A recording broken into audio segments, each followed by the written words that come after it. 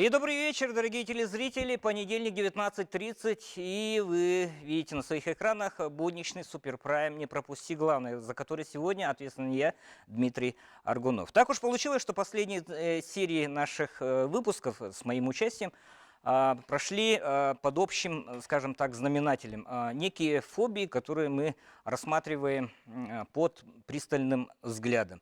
И так получилось, что завершающую перед летним сезоном программу «Не пропусти главное», которую веду я бы хотел провести на тему коммуникации. Стоит ли бояться развития электронных коммуникаций и вообще, что нужно предложить для того, чтобы качество услуг связи стало максимально лучшим. Мы начинаем.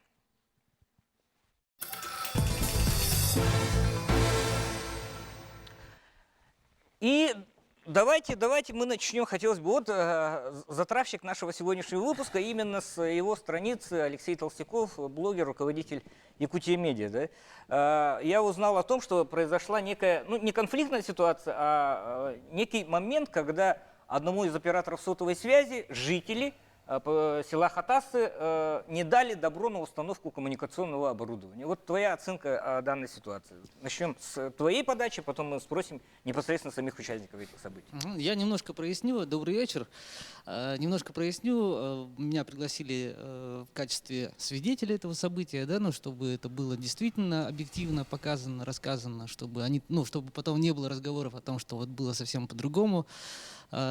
Действительно, мы туда приехали с одной из сотовых операторов, да, компаний, специалистами, и речь шла о том, что вот они хотят установить дополнительную базовую станцию для того, чтобы повысить качество своих услуг. Да. Я очень долгое время являюсь потребителем таких услуг, и я всегда за то, чтобы эти услуги были качественные.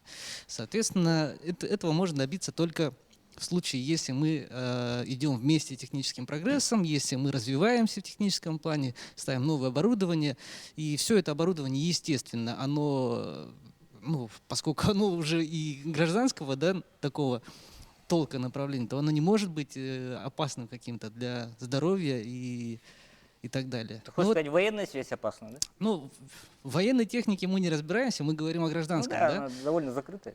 Да, и я не думаю, что здесь есть что-то очень плохое, если, тем более мы же был, кстати, эксперт, он был независимый, действительно, человек, который не имеет отношения вот к сотовому оператору, и у него был специальный прибор, который показывает излучение разного рода, бытовых предметов в том числе, да, вот и выясняется, что бытовая микроволновая печь, она гораздо вреднее, чем вот оборудование, которое позволило бы эти услуги улучшить. Ужас какой. Мы же едим пищу подогретую на микроволновке. Он, наверное, распространяет еду, которую подогревает, вернее, его еду покупают в охлажденном виде и разогревают в микроволновке. Да? Но Александр, Владимир и Вячеслав, да, жители села Хатасы, которые как раз тоже были участниками были. этой встречи, знаменательной встречи века, в котором встретились один из операторов сотовой связи. И теперь ваша вот позиция.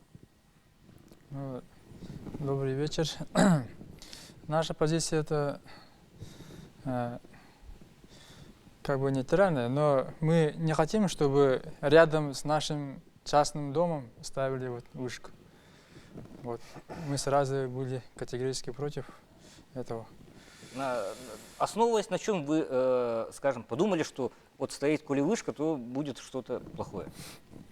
Но все равно излучатель все равно вредность имеет. Поэтому я сразу понял, что не к лучшему это будет. Это ваше обращение в адрес? Да, мы обратились, главы, да? вот жильцы нашего вот микрорайона. Микрорайон, да? как называется, Вячеслав? Малгин. Улица Да. Малгина, да? Да, мы обратились к главе администрации. Вот, и после этого обращения вот на прошлой неделе мы, жители этого микрорайона и Мегафон, сотовый оператор, да, и глава администрации, мы встретились. У нас в микрорайоне была встреча, собрание, где глава администрации тоже приняла как бы нашу сторону, потому что, это, знаете, вот в частном секторе, да, ставить антенну, это как бы, во-первых, это насколько это законно, это еще вопрос. Ну, тогда... Они предлагали какую-то аренду? Ну, на той встрече, И что? я не знаю вот насчет аренды. Ну, видимо, да, какое-то было соглашение, наверное, с хозяином этого дома, частный дом. Вот непосредственно вот рядом с Владимиром, вот его дом Рядом с находится, самой, в 10 метрах буквально. И на той встрече вот глава администрации как бы, ну, пошла навстречу, да, и навстречу вот мегафону и приняла как бы нашу сторону, она как бы предложила им другой земельный участок, но они как бы не особо это самое согласились, и они хотят вот именно вот ставить на этом участке. Именно на этом участке. Да, именно на этом участке. То есть вас, в принципе, устраивает наличие, скажем, вышки сотовой связи, но подальше от, скажем так, от, Ну да, от, да, от да, частного да. сектора. Да? Я бы хотел, чтобы наши технические эксперты, прежде чем я дам слово совершающему Александру Ильичу, да, наши представители сотовых операторов, вообще, в чем конфликт вот в данном случае? Вот ваш комментарий такой. Вот пришли представители мегафона, выбрали, мы хотим здесь. Им говорят, нет, давайте вот там, вот, метрах 600, да? Они не хотят. Ну, смотрите, на самом деле мы не знаем там подробностей, да, не знаем, как у коллег происходил там выбор земельного участка, на котором они решили строить объект связи, но вообще, если мы придерживаемся принципов каких, чтобы это был свободный земельный участок, да, там не было претендентов, будут это муниципальные земли, и рассматриваем в основном это не если на домах, не на жилых постройках, а мы рассматриваем административные какие-то здания. Соответственно, чтобы, во-первых, предостеречь шофобия, возможно, да, которая не всегда там обоснована. В конкретном случае, не знаю, там, если расстояние удовлетворяет, да, по санпаспорту, то есть наверняка коллеги рассчитывали его санпаспорт, то тогда здесь нет никаких препятствий для того, чтобы разместить, и тем более, если это идет в оплату. Поэтому на самом деле, если мы размещаем объекты, то мы всегда сначала выбираем площадку, подбираем ее относительно удаленно от непосредственно жилых построек каких-то, и на каждый объект изготавливается санэпидемпаспорт, потом этот паспорт в Роспотребнадзоре утверждаем, и только после этого какие-то дополнительные работы может там проводить. Константин, я не призываю вас говорить за коллег, да, но расстановка шага, скажем так, метров 600, это ухудшит связь настолько? Ну, все зависит, конечно, от местоположения, да, конкретного именно в населенном пункте и относительно расположения существующих каких-то объектов оператора. На самом деле, если там метров 100, там, 200 там, в малонаселенном пункте, где в основном застройка это одноэтажная, то препятствий как таковых особых нет для того, чтобы переместить его на 100 метров, да, например. Если это говорить про городскую застройку, здесь, естественно, уже плотность застройки совершенно другая, и там уже шаг допустимый там, при перемещении, и оно критично больше для качества представляемых услуг. Ну и материалы, конечно, соответствующие. Да. Да. Тут каменная Да. постройка. На каком удалении глава ХАТАС предложила оператору связи альтернативный вариант? Метров где-то Наверное, 300, где-то да? метров 300, где-то так, 400. Метров 300. Да. 300-400. Ага. То есть, Александр Ильич, здесь мы видим только просто, скажем так, относительно негибкий. Ну, представляете ХАТАС, да, все одноэтажное, ну там максимум 2 этажа, да? Дерево, чисто поле. Ну, вопрос в чем? Да, нет, оцените. Ну, в принципе, можно было вот этого Ну, конфликта Да, избежать. хорошо. Но мы здесь видим вот такую малую толику во всем спектре взаимоотношений между оператором и жителями, да. Ну, я здесь вот что вижу. Во-первых, оператор, конечно, делает проект. Этот проект, он связан именно с географической точкой координат. Вот. Он выбрал этот участок. Естественно, он предварительный договор заключил, наверное, с хозяином участка. На основании этого он дальше подает этот свой проект. Есть такое федеральное учреждение, государственное учреждение, Центр гигиены и эпидемиологии, Это важно. который уже выдает определенные заключения. Это заключение уже оператор дальше дает в Роспотребнадзор для того, чтобы ему все это выдали. Я понимаю, что это вообще-то работа достаточно трудная, кропотливая и долгая, да, все эти, во-первых, получить согласование. Второе, он должен делать проект по части присоединения к электрическим сетям, получить технические условия у нас в Якутии, особенно в Хатасах, где даже целые квартала сегодня находятся без технических условий. Это очень сложно. Я думаю, что оператор, наверное, опирался именно на эти вещи, прежде чем, и потому, возможно, и настаивает на том, чтобы в этой точке установить, да, поэтому и доказывал необходимость постройки объекта именно в этой точке. Вот. Ну, конечно, в условиях Хатаса, это равнины и так далее, конечно, там 400-600 метров, они, наверное, не сыграют роль в качестве, да, но все же вот оператор проделал определенную работу, он дальше также, чтобы получить частоту в другой географической координате, ему это все нужно все по новой проходить, понимаете, да, в чем смысл? Но как гражданин, как житель республики, вы, в принципе, на чьей, вот, в данном случае, либо на стороне, скажем, подведомственного вам оператора связи, общее развитие которого дает общую картину развития телекоммуникационных услуг республики, да, или все-таки на стороне жителей? Я не призываю разделиться, просто воспарительная ситуация. Ну, естественно, я на стороне оператора связи. Он, в принципе, что от него требовалось для открытия этой базовой станции, он это проделал, и у него появились проблемы уже в отношениях с жителями вот этого квартала, да.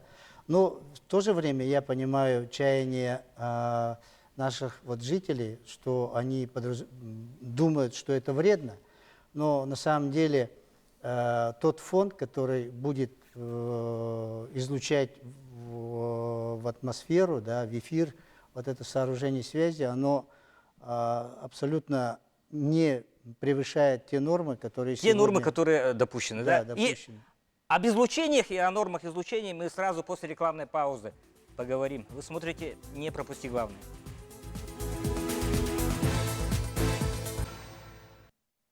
И мы продолжаем программу «Не пропусти главного», и мы закончили первый блок. Я прошу прощения, что перебил министра связи и информационных технологий на полусловие. Но закончили мы на том, что одновременно, дуальная такая позиция у Александра Ильича, защищая отрасль связи, он также понимает жителей села Хатасы, которые, являясь частными, скажем так, собственниками земельных участков, тоже имеют вполне законные правила что-либо требовать от других хозяйствующих субъектов, которые вознамерились на их территории что-то предпринять. И сразу телефонный звонок. Давайте, вот говорят, очень адекватный телефонный звонок.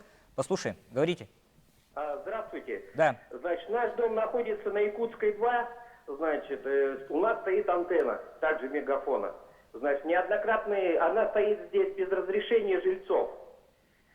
Нас никто разрешения не спрашивал. Я писал в мегафон, обращался 3 письма по поводу, когда они ее уберут. Они сказали, что якобы уберут в четвертом квартале. Но все мы знаем прекрасно, что в сентябре у нас уже будут минусовые температуры. И опять же, никто не уберет антенну. Значит, у нас переходит все в далекий ящик. Хотел бы узнать, как сдвинется. Я им предложил сделать ремонт в нашем подъезде, но они мне ответили, что у них нету финансирования. Вот бы хотел бы узнать, когда они уберут эту антенну. Ага, Спасибо. то есть, понятно, то есть вы наши хотелки не исполняете, значит, уберите вашу антенну долой, да? Ну, понятно, кто прокомментирует, скажем так, кто может? Ну, очень плохо, что господина Костерина... Нет, эта ситуация, она аналогичная, да, для любого оператора, то есть может это любой оператор, в общем-то, ответить на этот вопрос. На самом деле, конечно, я очень сомневаюсь, что без разрешения ТСЖ, либо управляющей компании там установлена мачта или там, антенны сотовой связи, да, оборудование. Это вряд ли, да, должен быть договор, потому они и требуют, чтобы вместо платежа там они отремонтировали там и так далее. какой-то подъезд. Конечно, у сотового оператора нет такой статьи, там, ремонтировать какие-то подъезды, либо как, но он по договору, наша практика такова, операторы платят по договору ТСЖ, либо управляющей компании, либо другим предприятиям, которые предоставляют какие-либо услуги по части, ну, жителям нашим. Мы вернемся к многоквартирным домам буквально через минут несколько, да? Я бы хотел, вот на чем мы остановились. Все-таки вот излучение телекоммуникационного оборудования. Вот со стороны Роспотребнадзора вы сказали, что являетесь одним из согласующих, скажем так, инстанций, да? В данном случае что вы можете сказать по поводу? Я хочу сказать, что мы, Роспотребнадзор защищает права граждан, и у нас на контроле находится порядка 800 таких объектов, передающих радиотехнических объектов. И мы, как разрешительный орган, ну, в рамках государственных услуг, в 2 этапа встречаемся с заявителями, да, для установки вот таких объектов. Во-первых, это когда проект поступает к нам на экспертизу, и мы выдаем санэпидзаключение о соответствии данного проекта расчетным методом. Во-вторых, на 2-м этапе это когда уже объект вводится в эксплуатацию. И здесь мы уже по результатам измерений значит, смотрим и даем согласование на ввод в эксплуатацию. И ежегодно порядка 1000 измерений проводится и в рамках государственного надзора, и по заявкам, и в рамках производственного контроля, и по обращениям граждан. И хочу вам доложить, что ни одного превышения предельно допустимого уровня не выявлено. За 5-6, ну, уже 6-й год к нам поступили жалобы, 23 обращения от жителей. В основном население, конечно, беспокоит основания, на каких основаниях ставят антенны на крыше, в здании административном. Да? Вот. Население беспокоится, потому что повышается грамотность населения. И здесь мы разъясняем, что в зависимости от мощности установки есть ограничения. Санитарно-защитная зона и зона ограничения застройки. И здесь вот есть нормативы. Санитарно-защитная зона – это 2 метра от уровня земли, значит, и зона ограничения – это по направлению антенны, по внешним границам. И вот излучение не должно превышать предельно допустимого уровня. Вот эти ПДК, предельно допустимые уровни, да, ПДУ, они имеют ли какой-то запас, либо они буквально, ну, сейчас же вот, мощность, скажем так, излучения оборудования, оно повышается. Да, вот Wi-Fi 5 гигагерцовый, да, он же будет больше, чем, допустим, 700 мегагерцовое, допустим, радиочастотное оборудование. Нет, на самом деле Wi-Fi, если вы имеете в виду точки, которые... Общие точки доступа, да, которые в городе, да, есть. Ну, которые общие точки Да. доступа, зависит от класса оборудования. Если это абонентское оборудование, то это там до 100 милливатт излучения. Соответственно, это стандартно, там не требуется на них заключение. То же самое, что мы как покупаем для домашнего интернета Wi-Fi. Мы покупаем, при этом мы не делаем и сам паспорт, соответственно, регистрация само РЭС не подлежит. Если касается это операторского оборудования класса, то и там другие мощности, да, в соответствии, вот как было ранее озвучено, мы проводим все необходимые мероприятия, сделаем необходимые там документы, замеры, и только после этого выводится в эфир объект. Это сильно раздражает, вот все вот эти согласительные моменты, вот как руководитель филиала? Конечно, это сдерживает развитие, потому что... Сдерживает все-таки? Сдерживает. Это сдерживает. Ну, смотрите, занимает определенное время. Мы должны время сначала у нас, мы доказываем предварительно перед каждым следующим годом. Это бюджет, бюджетирование у нас идет. Потом мы проводим работы по поиску площадок, проводим работы по согласованию этой площадки, проектные работы, делаем санэпидемзаключение, все это денег стоит. Оплачиваем частотное разрешение на конкретный объект И все это по времени растягивается. И чем дольше каждый этап из них, тем он, соответственно, и время ввода в эксплуатацию объектов, оно растягивается. Мы, например, зачастую там слышим, да, от жителей, что хотелось бы, чтобы был интернет лучше, быстрее, качественнее. Но при этом мы не можем тоже, да, там, перешагивать через законную сторону, и, соответственно, мы выполняем весь необходимый, предусмотренный законодательством перечень работ, регламентов, да, соответственно, его выполняем, и только после этого вводим объект. Я не думаю, что у всех операторов связи юридические службы настолько уж, скажем так, бессильны, что идут на какие-то там махинации с законами и так далее. Давайте телефонный звонок послушаем. Говорят, тема наша интересна. Слушаем. Говорите. Алло, здравствуйте. Да-да-да. Здравствуйте. Это из Хатаса. Александр Ильич выступает на земле. Вот я привел оборудование, так, у Ростелекоме. Свобода доступа интернет, интерактивный ТВ, домашний интернет. К нему приставка где-то около 5000 рублей. Теперь я переехал на новое жилье. Так, ладно, давайте уберите этот вопрос. Я так думаю, что при всем уважении, да, у нас тема сегодня конфликты хозяев земельных участков, многоквартирных домов и так далее, собственников с операторами связи, которые хотят. Все-таки я переадресую вопрос к Центру гигиены. Да? Насколько вот этот предельно допустимый уровень, они имеют запас прочности? Или они на каком-то пределе находятся? Добрый вечер. Ну, такую техническую характеристику, ну,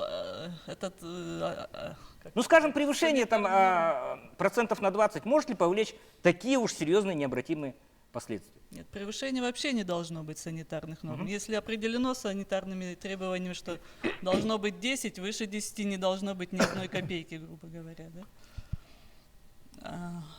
Я что хотела сказать, что Центр гигиены и эпидемиологии, рассматривая вот эти проекты, в 2016 году уже было рассмотрено 115 таких вот проектов, да, и отклонения на данном моменте получили 22.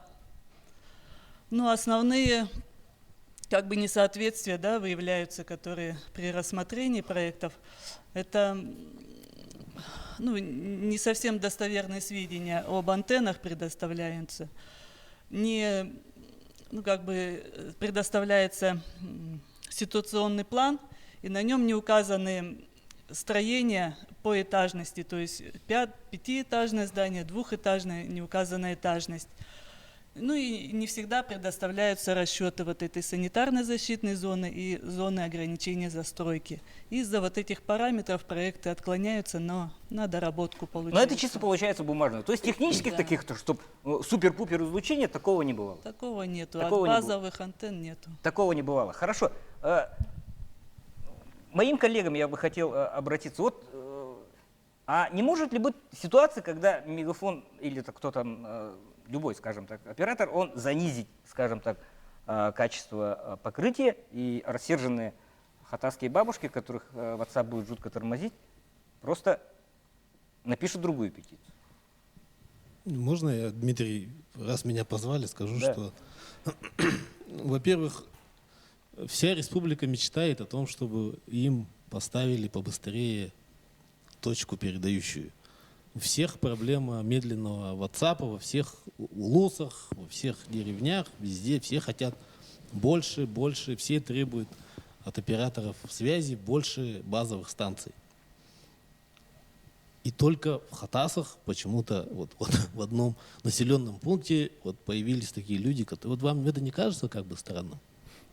Мне это не странно, как бы, потому что мы не против того, чтобы Я больше скажу, мегафон, на планете Земля мегафон миллионы или МТС этих вообще, станций установлены. Кстати, они- ты не прав. В Намцах абсолютно такая же ситуация. Ну, наверное, нет. Ну, на планете Земля установлены миллионы передающих станций, и все люди живут, и все прекрасно. И когда вообще эта технология создавалась, передачи сигнала, то это, там же были произведены опыты на мышах, там, на чем угодно, для того, чтобы эта технология была безопасна для людей. Если бы она была опасна, ее бы никто бы вообще ее бы не было. Я скажу больше. Вот да? мой сосед, например, в моей КПДшке через стенку, если роутер поставит на ту же стенку, где я сплю, вот он будет находиться в 5 сантиметрах от меня. Нет, И что? Алексей, Вы хотите сказать, что я должен давай, пойти, прежде чем прерваться на рекламу, после которого ты свой спич продолжишь, да, я больше скажу. Мы с Александром Да вы Ильичем чё, меня лет на по самом 20 находимся под излучающим оборудованием, да, и мы вроде бы до сих пор живы-здоровы. Встретимся после рекламы сразу.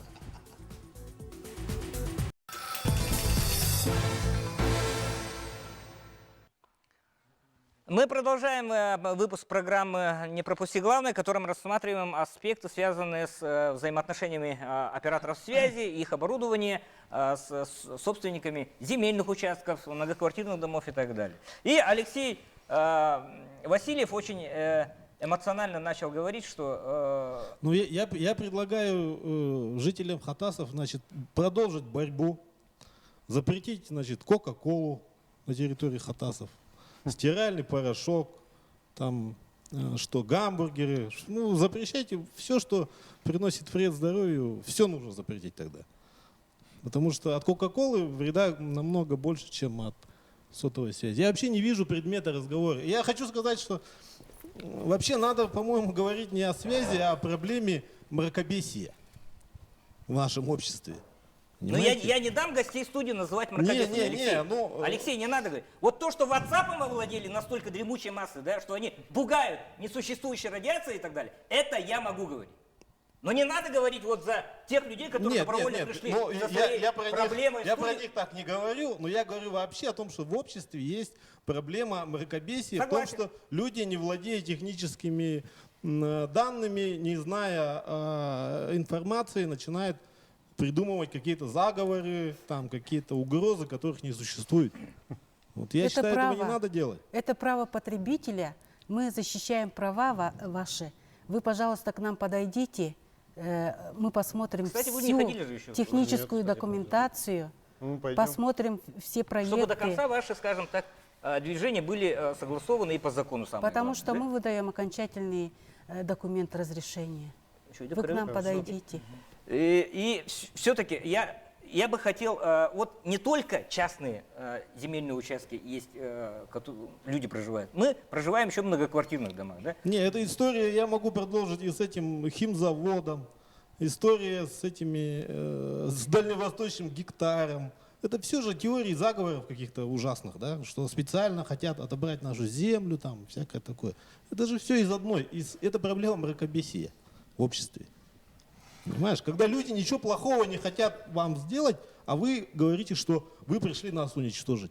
Вот это вот точка зрения, она везде сквозит. Алексей, все-таки я здесь не соглашусь, потому что, еще раз говорю, имея собственный земельный участок, да, я могу требовать, чтобы на расстоянии 5 метров не стояло ничей там, скажем так, передающего. Не, я тебе говорю, а твой сосед поставит Wi-Fi роутер, ты что, пойдешь ему жаловаться? Вот он поставит его в 5 сантиметрах от твоего тела, где ты спишь.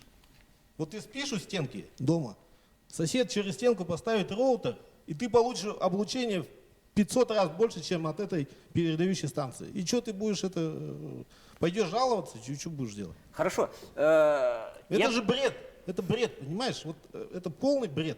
Пусть оператор прокомментирует, что вы делаете в таких случаях. Наталья, я не слышал вашего мнения. Все-таки существует радиофобия или не существует? Вы как руководитель одного из операторов связи в Якутске сталкиваетесь с этим? Так уж случилось, что на территории Якутии, вообще республики, очень мало у нас площадок, где мы размещены на жилищном фонде. На частном секторе, да, на какой-то частной территории таких вообще прецедентов у нас нет. По сути, все площадки там, на жилищном фонде можно пересчитать там, на пальцем одной руки, вот, и каких-то там критичных ситуаций нет. Но на самом деле сама эта ситуация, и действительно радиофобия, она существует, она в какой-то степени, конечно, блокирует полноценное развитие сети, развитие сервиса для наших клиентов. потому что во многих случаях нам, опять же, для лучшего сервиса выгоднее поставить и лучше, да, с точки зрения планирования сети, там базовую станцию на жилищном фонде, на каком-нибудь доме, но мы не можем этого сделать и не хотим во избежание вот таких для нас там рисков, да, которые будут связаны с радиофобией, потом нам придется разбираться, судиться и в итоге, возможно, даже переносить базовую станцию. Вот, поэтому планирование сети максимально избегаем таких вопросов. Но ваши же коллеги переносят без проблем вообще, Константин. Мы на самом деле, да, у нас есть прецеденты, но там совершенно по другим причинам переносили. Причины были там, это высокая стоимость размещения на объектах некоторых контрагентов. В соответствии с этим мы там принимаем решение, что для нас какая-то граница есть по стоимости. Мы впоследствии принимаем решение, что переносим объект на другой, потому что на самом деле стоимость размещения зачастую она настолько велика, что уже невыгодно размещаться на этом объекте, и за такой объект мы можем там построить, сэкономив деньги на этом объекте за размещение, мы можем построить несколько объектов в другом месте. Поэтому и мы там сейчас на самом деле предлагаем нашим будущим возможным арендодателям такую возможность заявить о себе, да, и мы создали на портале на своем сайте страничку, на которой можно подать заявку на размещение как раз объектов. Мы их рассмотрим. При этом нам подходят объекты, которые там, в обычной коммерческой недвижимости, они совершенно не интересны другим.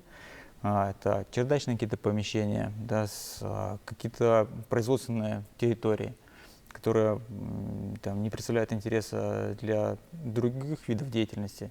Для нас это, наоборот, подходит. То есть, я понял, подытожу ваше мнение, вы говорите, мы готовы платить за крыши, но в пределах допустимого, да? Да.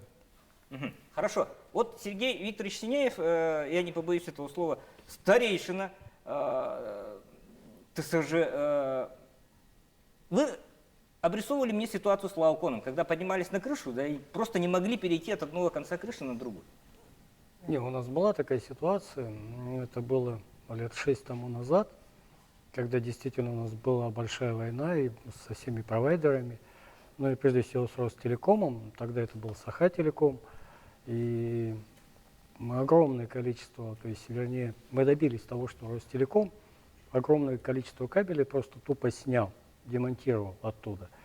Начиная от того, что они демонтировали концентратор, который находился у нас по Лермонтова 56, и там стоял, и жители долго-долго судились, и, наконец, высудили. Отсудили это дело. Концентратор-то чем провинился, Сергей Викторович? Ну, там стояли аккумуляторы. И аккумуляторы, конечно, это другое загрязнение. Это, скажем так, это не радиоэлектронное загрязнение, это химическое. И исходя из этого соседи жаловались все на плохое самочувствие. Поэтому они высудили, и то есть суд встал на сторону жителей. Плохое самочувствие. И они убрали огромное количество. Вот сегодня мне пожаловаться на всех провайдеров, ну, грех, наверное, потому что мы провели с ними большую работу, огромную работу после войны, как-то вот навели с ними порядок. Они действительно за последние 2 года все, абсолютно все провайдеры промаркировали свои кабели, демонтировали лишние, демонтировали старые кабели, повесили новую оптику. Все промаркировано, все чинчинарем, все стойки восстановлены.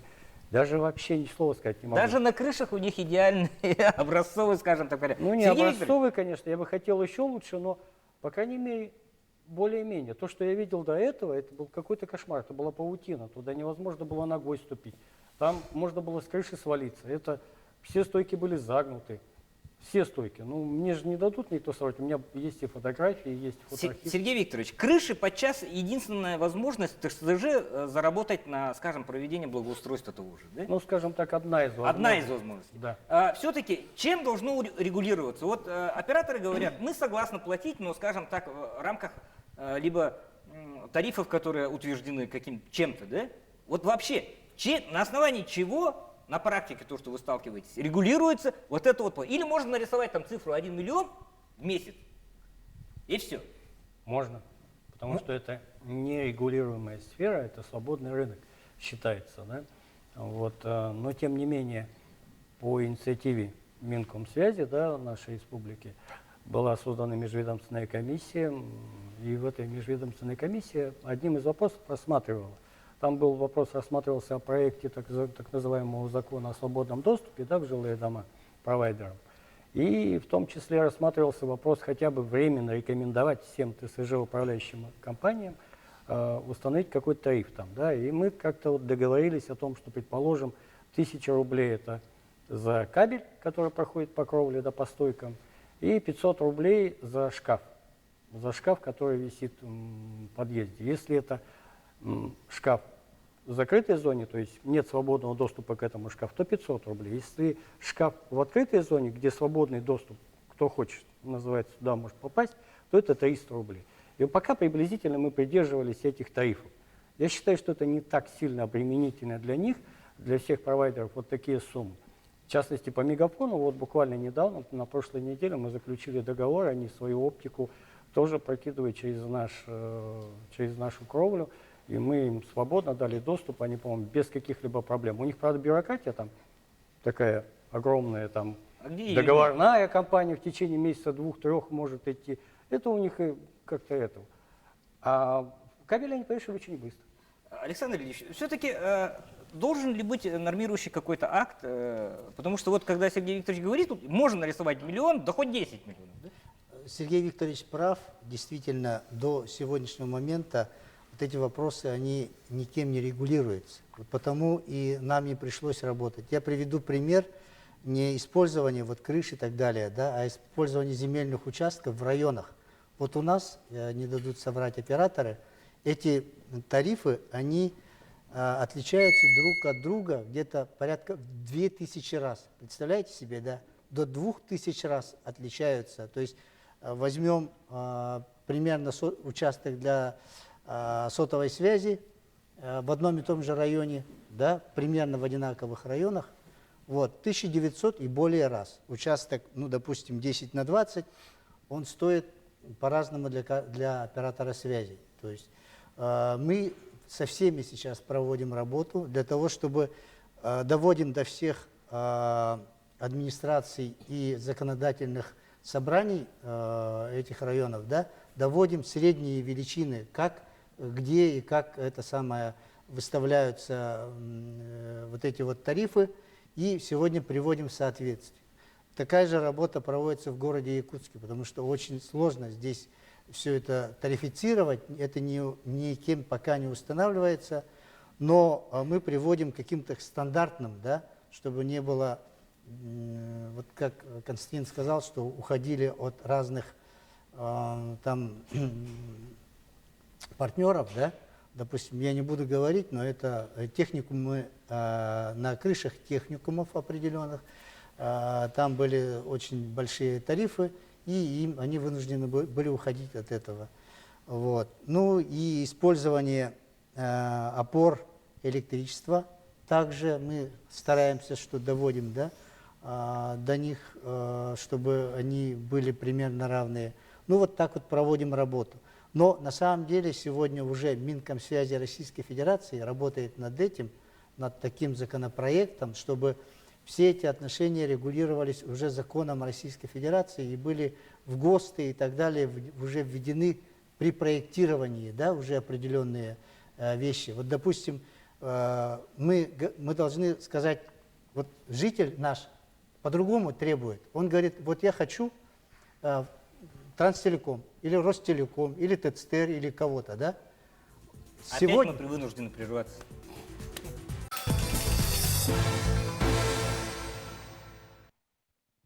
И мы начинаем завершающий блок программы «Не пропусти главное». И, Александр Ильич, все-таки жители города, они чем-то отличаются от жителей? Конечно. Сегодня у нас в городе Якутске довольно хорошая конкуренция.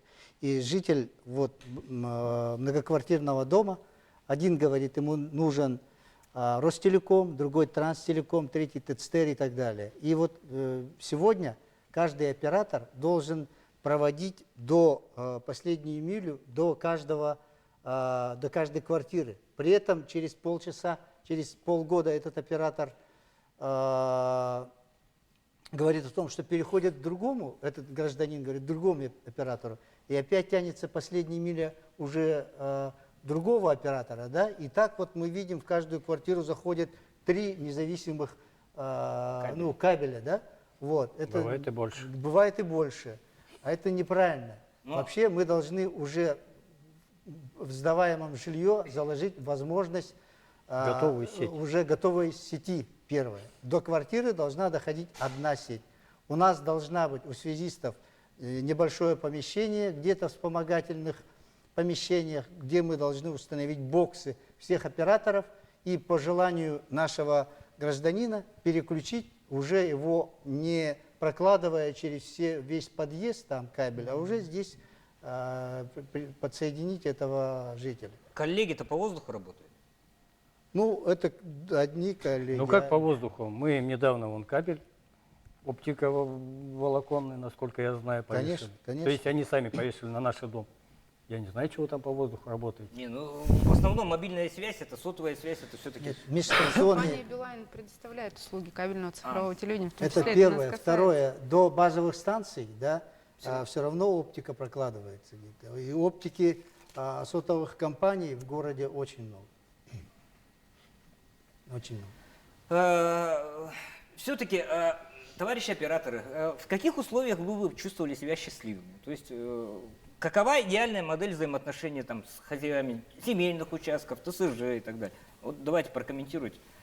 На самом деле должны быть там четкие и правильные правила игры, да? Чтобы была доступная цена по размещению, потому что на самом деле от цены размещения зависит это и конечная стоимость услуг, потому что любой бизнес должен быть рентабельным и должен окупаться. Все инвестиции, которые мы делаем в сеть, развивая в разных населенных пунктах, это затраты.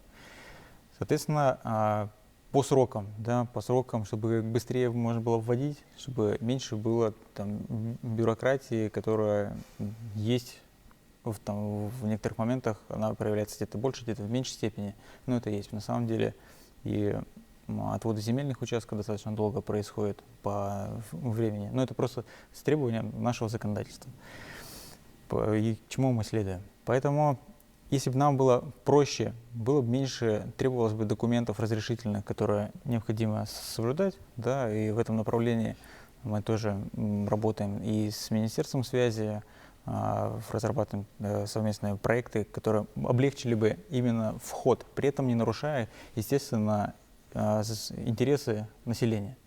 Естественно, мы предусматриваем, чтобы это было проще и быстрее по времени, да, но при этом все необходимые регламенты и в целях обеспечения безопасности объектов, мы этого привержены сами, потому что мы такими же являемся жителями города, да, и то же самое ощущаем, что и все вокруг. Поэтому мы заинтересованы, чтобы быстрее, проще, понятнее, дешевле. Вот основные параметры такие. Завершающий вопрос к операторам. Все-таки вы осознаете же, что люди, даже которые создают какие-то препоны, они являются той курицей, которая, ну, скажем так, пополняет вашу коммерческую базу. Ну, то есть платят вам деньги. Вы же осознаете это? Конечно. И, соответственно, все свои действия согласовываете, основываясь на этом, то, что они являются вашими клиентами, вашими плательщиками. Согласитесь? Согласны, да, что... И жители Хатаса, они тоже же не сидят и не говорят, они как мормоны, да давайте мы оградимся железным занавесом, не будем абсолютно пользоваться сотовой связью там, и так далее, и так далее. Они как пользователи железной дороги. Вот, я согласен ездить на железной дороге, но я просто основываясь на праве частной собственности, не хочу, чтобы железная дорога проходила через мой участок. Согласны?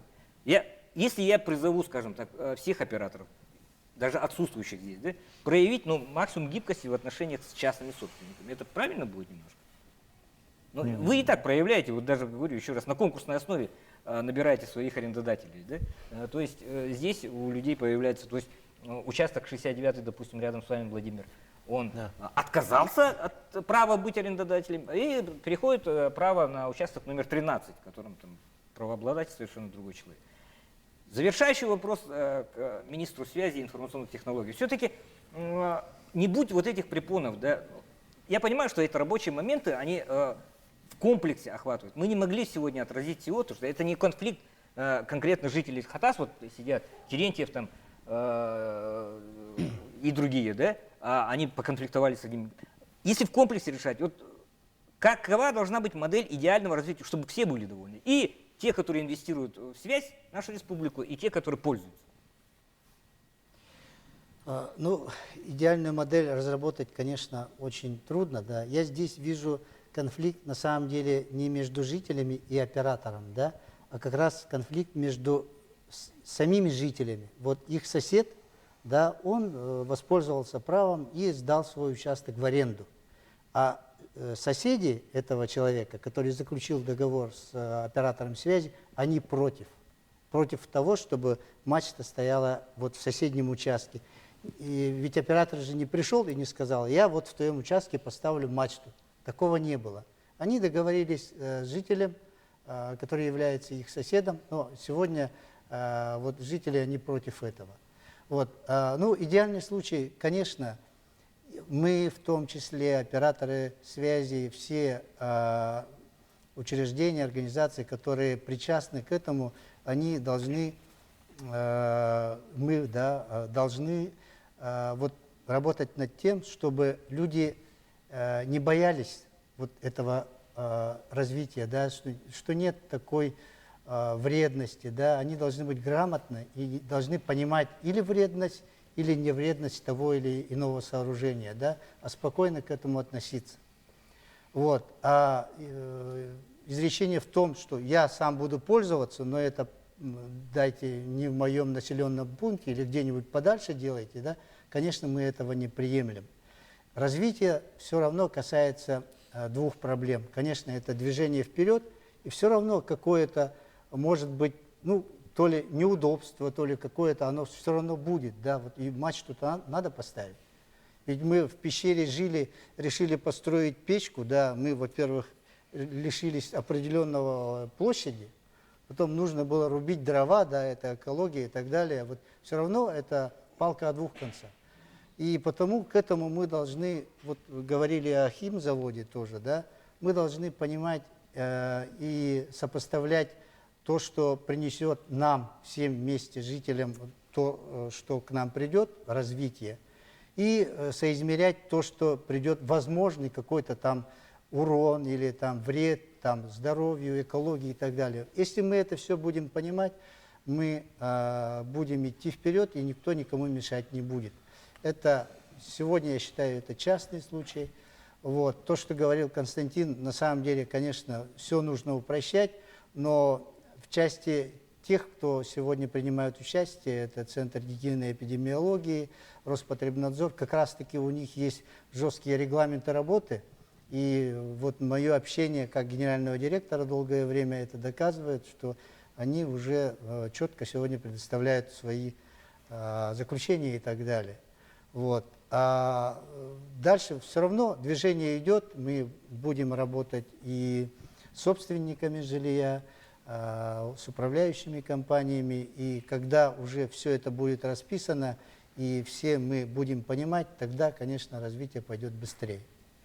Четкие правила игры. Вот что я хотел бы призвать, к чему я хотел бы сегодня призвать всех. Ну, если что касается Роспотребнадзора и других контролирующих организаций, то тут все понятно. Это четкие, установленные государством те нормативы и рамки, выше или ниже которых не прыгнуть. Да?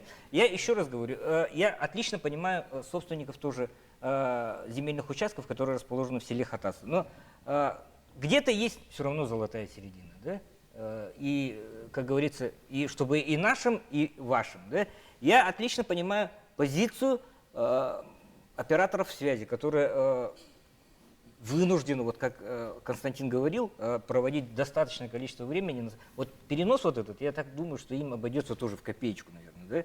Скажем, место установки РБ. Но, тем не менее, насколько это вредно и как это вредно, ну, наверное же, нужно все-таки основываться на реальных фактах, на тех измерениях, которые осуществляют все надзорные органы. И самое главное, быть реалистами. Я призываю всех быть реалистами. То есть четко различать, где байки из склепа, а где, скажем так, реальная польза от быстрого интернета. И я благодарю всех тех, которые принимали участие в завершающем выпуске программы «Не пропусти главное». Увидимся.